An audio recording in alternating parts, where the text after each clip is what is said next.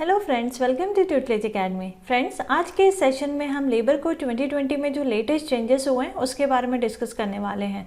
ये changes UGC net exam paper code 55 के लिए बहुत ज़्यादा इंपॉर्टेंट है।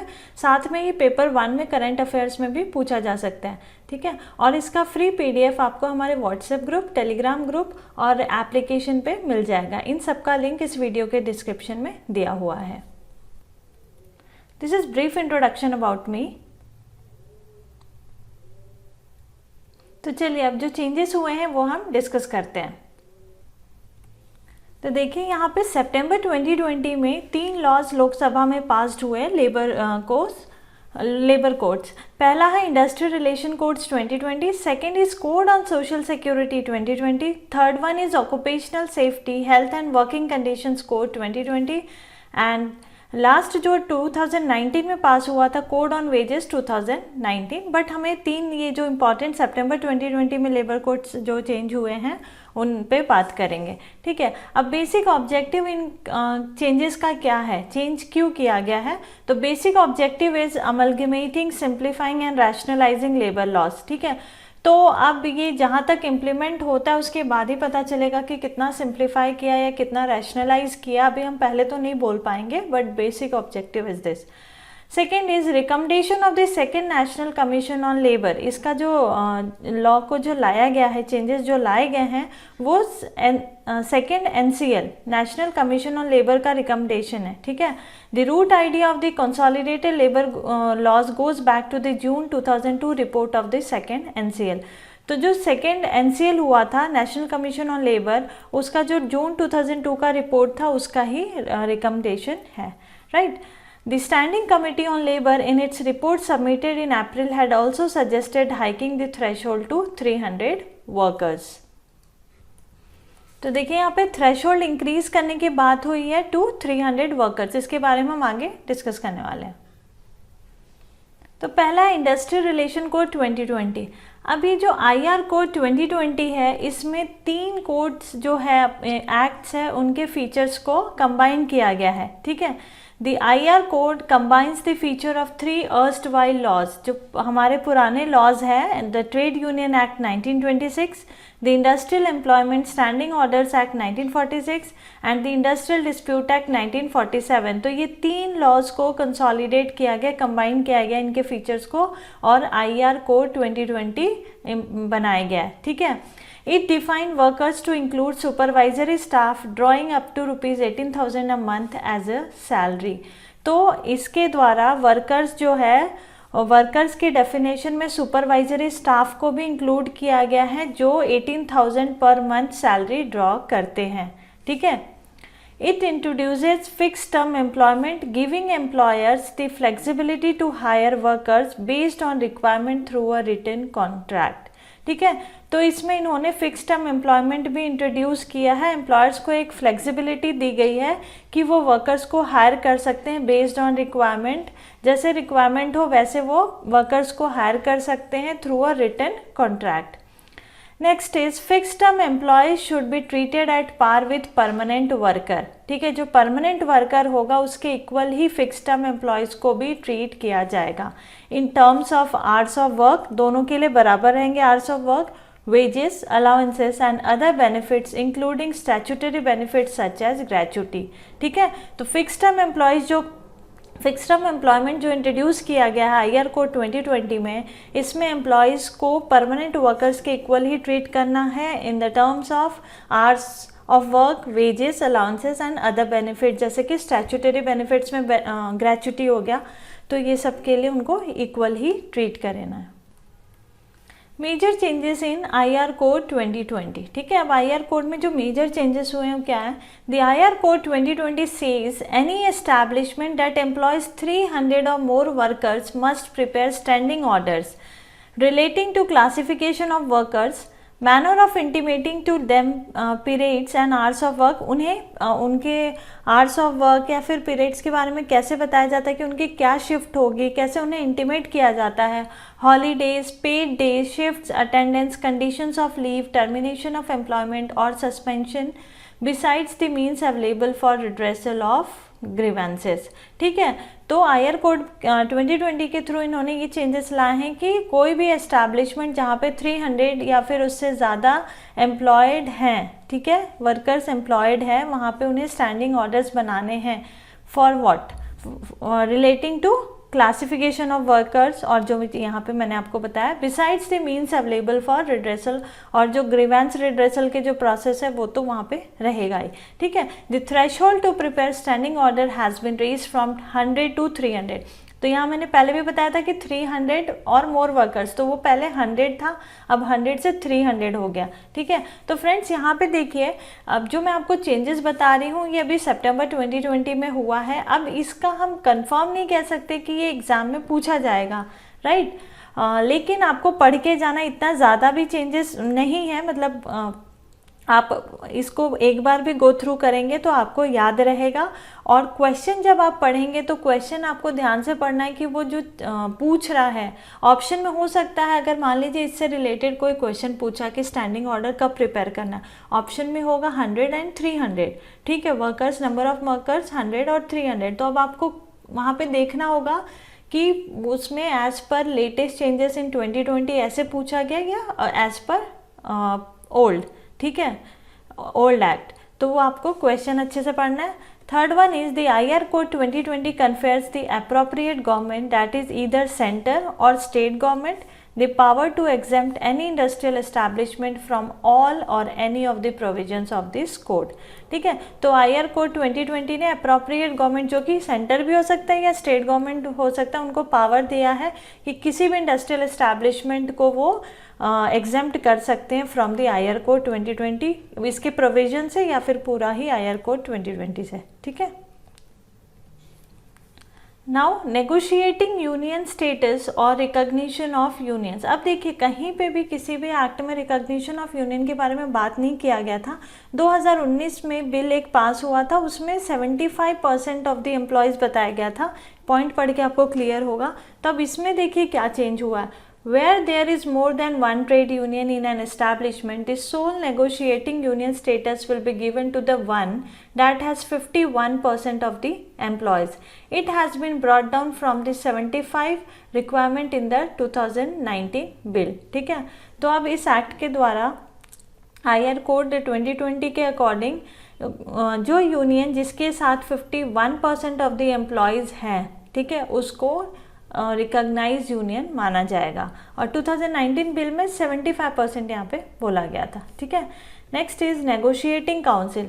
When no union qualifies above criterion, अगर कोई यूनियन ये क्राइटेरिया क्वालिफाई नहीं करता है, the employ must constitute a negotiating council consisting of representations drawn from various unions with only those with at least 20% of employees as its members। ठीक है, तो जहाँ पे ये क्राइटेरिया फॉलो नहीं हो रहा, कोई भी ऐसा यूनियन नहीं है जिसके साथ 51% एम्प्लॉयज़ रजिस्टर्ड है या जुड़े हुए हैं, मेंबर्स हैं, ठीक है, तो वहाँ पे एक नेगोशिएटिंग काउंसिल बनाई जाएगी, कंस्टिट्यूट किया जाएगा, जहाँ पे रिप्रेजेंटेशंस आएंगे from various union.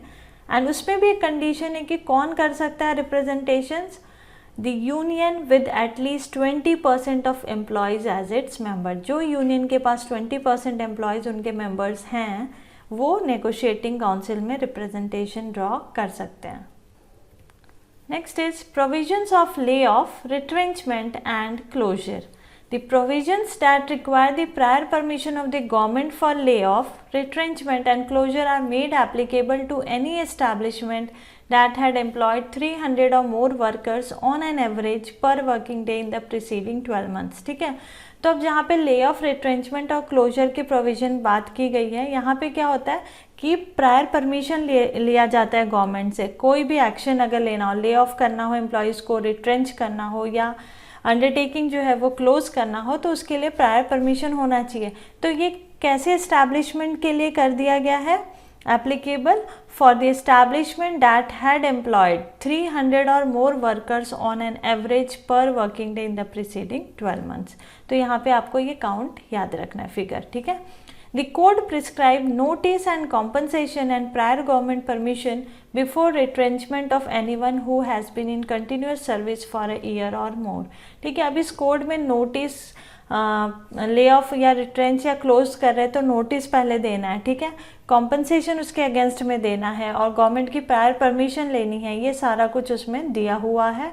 For the employ जिसको रिट्रेंच किया जा रहा है, before retrenchment in continuous service for a year, 1 साल या फिर 1 साल से ज़्यादा अगर कोई एम्प्लॉयड था और उसे रिट्रेंच किया जा रहा है तो उससे रिलेटेड नोटिस, कॉम्पनसेशन और ये सारा कुछ उसमें प्रिस्क्राइब है।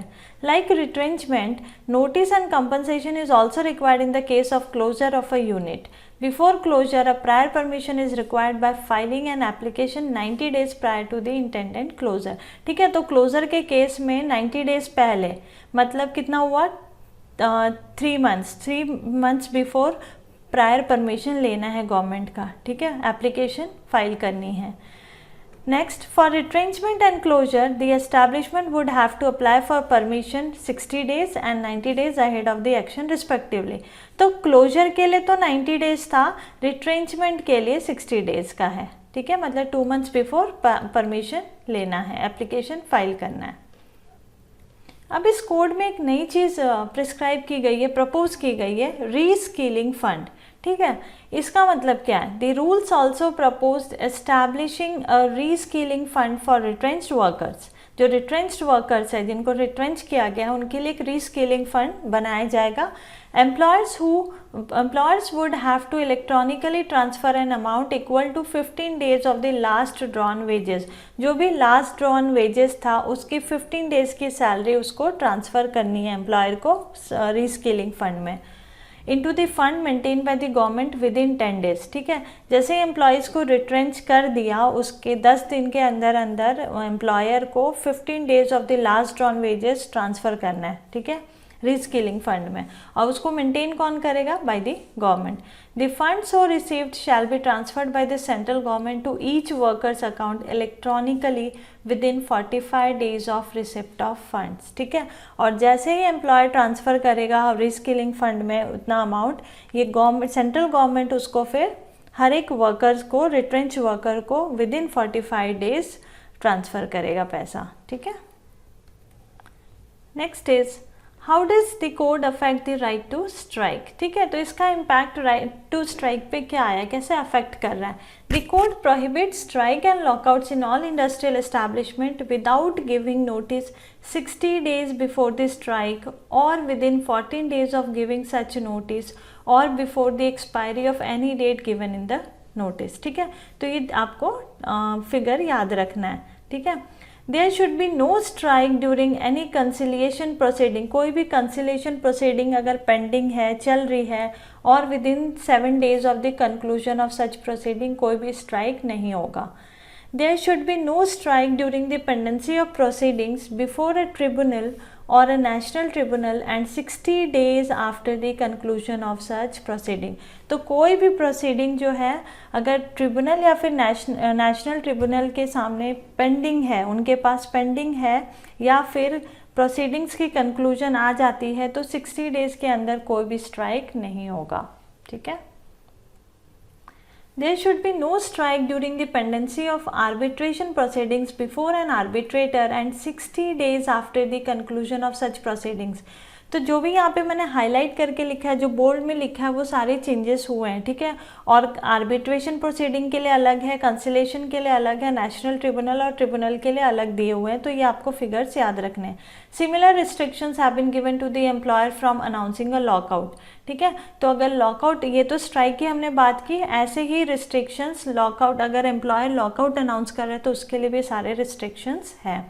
The Industrial Dispute Act 1947 earlier had placed similar restriction on announcing strikes and lockouts only in respect of the public utility services, where notice of a strike or lockout must be given within 6 weeks before going on a strike or lockout or within 14 days of giving such notice। तो ID Act 1947 में हमने पढ़ा था कि इस type के जो restrictions है for strikes and lockouts public utility services के लिए ही अनाउंस किया गया था सिर्फ, जिसमें उन्होंने 6 वीक्स और 14 डेज का टाइम दिया था, ठीक है। तो ये नए जो IR कोड 2020 आया है उसमें ये सारे प्रपोज चेंजेस हैं, ठीक है।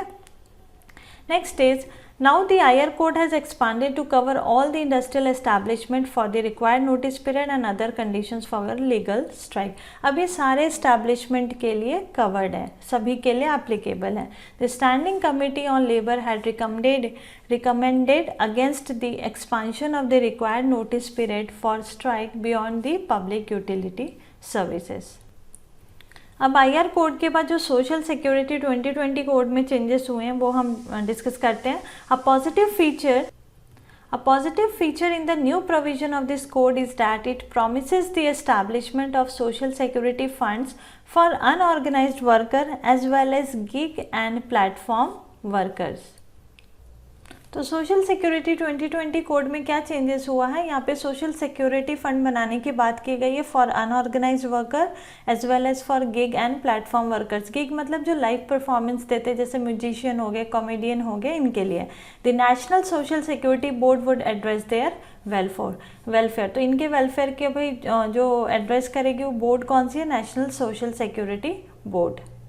तो और ये देखिए सोशल सिक्योरिटी फंड है, ये न्यू प्रोविज़न है, ठीक है, और पॉजिटिव फीचर माना गया है इसको. इस कोड में जो चेंज आया है that is a positive feature and new provision of forming the social security funds. Now the changes in the code on occupational health safety and working conditions, right.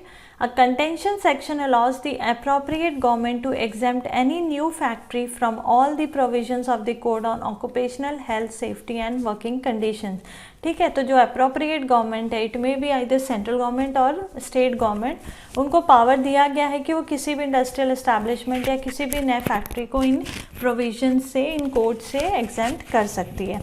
The threshold for considering any premises as a factory has also been raised from 10 to 20 workers without the use of power. तो friends यहाँ पे आप ध्यान दीजिएगा, यहाँ पे थोड़ा correction है.